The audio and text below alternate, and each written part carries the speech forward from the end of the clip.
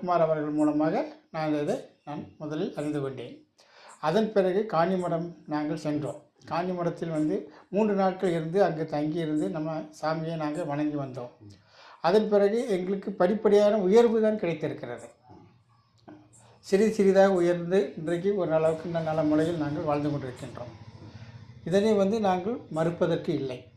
யோகியின் அருள் எனக்கு பரிபூர்ணமாக மிகவும் கிடைத்திருக்கிறது.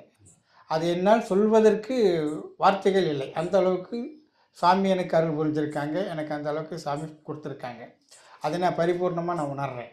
அதே போல் சாமி போன டைம் வந்திருந்தப்போ நான் சிகரெட்லாம் குடிப்பேன். சாமி அனுகிரகம் பண்ணதுக்கப்புறம் நான் அந்த சிகரெட் பழக்கத்தெல்லாம் விட்டுட்டேன். இது என்னுடைய வாழ்க்கையில் மறக்க முடியாத ஒரு விஷயம். அது மட்டும் இல்லை நான் வாசியோகன்ற அந்த பயிற்சிக்குள்ளே போய் சித்தபத்திங்கிற அந்த பயிற்சியும் செஞ்சு அதுலேயும் நான் மேன்மையடையணும் சாமி மாதிரி